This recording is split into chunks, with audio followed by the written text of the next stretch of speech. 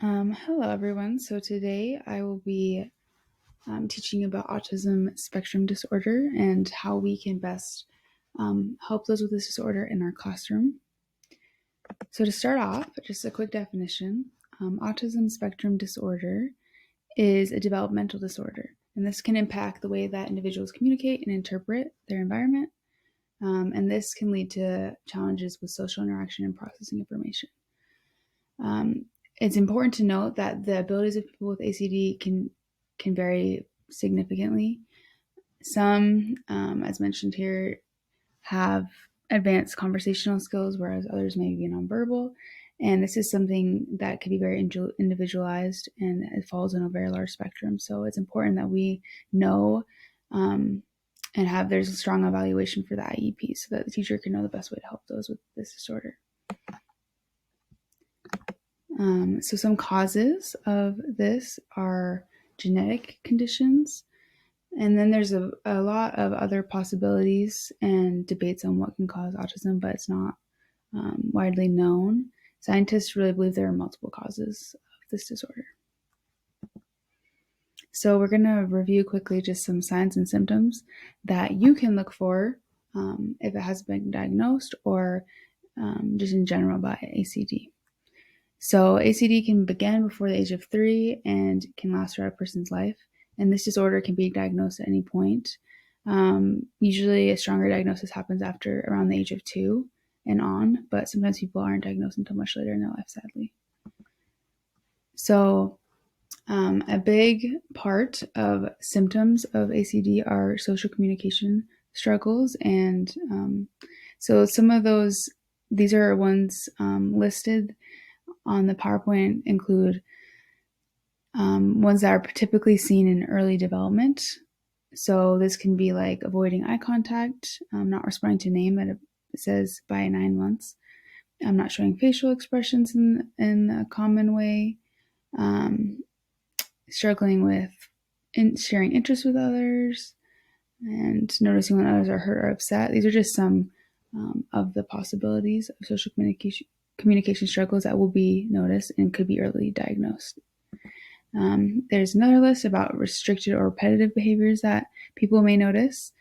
A common one we may notice in the classroom is obsessive interests or following certain routines. And that is something that we might have to accommodate and know about our students. There are also many other symptoms that are noticed and often in early development, like delayed language, delayed movement. Sometimes there can be issues with mood and emotional reactions. And so it's important to familiarize ourselves with all these different kinds of symptoms and how we could best help our students deal with some of these. So diagnosis is just mainly based on behavioral and developmental diagnosis. So this is not something that you could do through genetic testing per se. So by the age of 2, many can be considered reliable to diagnose. And some ways that things are diagnosed are through developmental monitoring, which is an active process throughout a child's growth and is very heavily involved with parents and doctors and providers. And developmental screening is another way, which is a part of monitoring. And that includes visits and behavioral screening that way. And then finally, developmental diagnosis, which is a more formal evaluation. And the next part that I want to review is treatments. And there's a lot of treatment that can go into ACD, and I want to focus on specifically educational, but there's also behavioral, developmental, social, relational, pharmaceutical, psychological, and complementary and alternative. But educational is where we can make the most impact as teachers. So there are many educational approaches to this, one of them being the treatment and education of autistic and related communication handicapped children. And this is like a specific idea and way of helping those with autism in our classroom. It consists of consistent teaching and visual learning. This may I'll get into more detail, but it could be things like daily routines and boundaries, verbal instruction, and visual instruction. So 5 key support strategies that I found in my research for helping those with autism in the classroom included priming, academic modifications, visual supports, reinforcement, and offering a home base for your students. So we're going to go through each of these. So first, I want to define what priming is, and that is an exposure to an academic course, material, or task before the instruction. So the reason you might want to use this is because it helps students to become familiar with the material or skills that they're going to need to use. And it helps them to know and not to be caught off guard by our material or to get frustrated with something new. So this is an example of what priming may look like. So it would be like these graphs, these, one second, let's see here. You can allow students, as listed here, to submit questions before a certain topic is covered if they have specific things they want you to address or talk about beforehand. And you could have that be anonymous. You could also give out materials, worksheets, or handouts before the class instruction that could have visual aids, as seen here, when teaching about the cell process. And this may help your students to feel more primed, those with ACD, before their official instruction. So another way is that through academic modifications. And these include content or format assignments that are adapted to meet the students' needs. So this could be like reading directions out loud, extended time on assignments. A big part of this is IEPs. This is where you're going to learn what the student will best need and may need to be provided.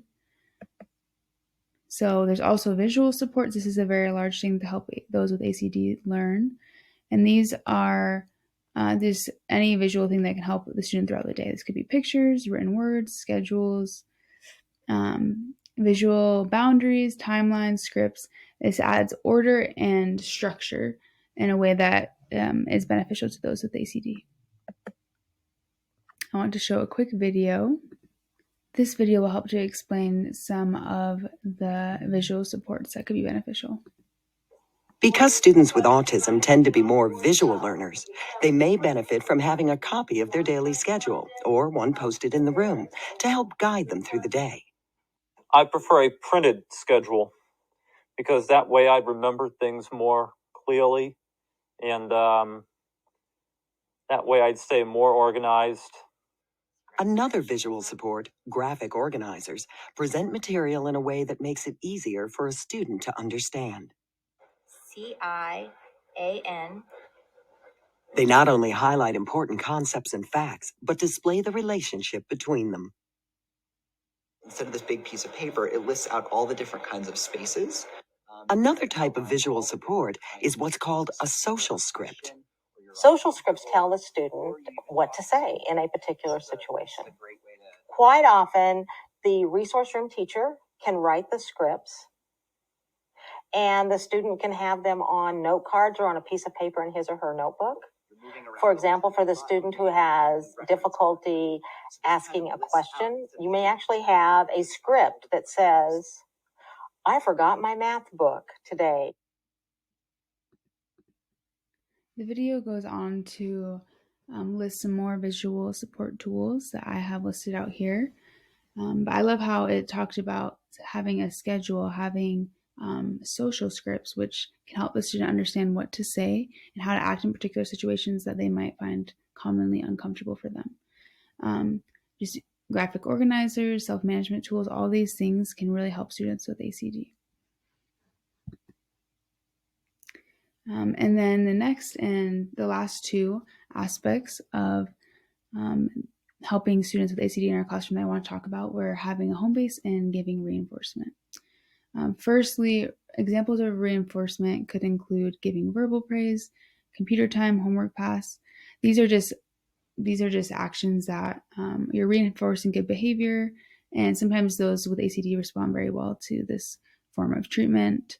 And so these positive reinforcements can allow them to excel. And then also having a home base, which is a designated place where students with ACD can go to regain control when they are stressed. And this could be like a corner in the classroom. They could maybe have a hall pass to go to the library and sit somewhere quiet. Oftentimes those with ACD may have sensory struggles. And so we have to be mindful of this and allow students to and adapt to the needs of what they have. In closing, ACD is a very complicated disorder, and there's a large range of what we can do as teachers to help those in our classroom. But the best thing we can do is to be as educated as possible on this disorder, continue to do research, and also to pay very close attention to our students' IEPs and what their individual needs are.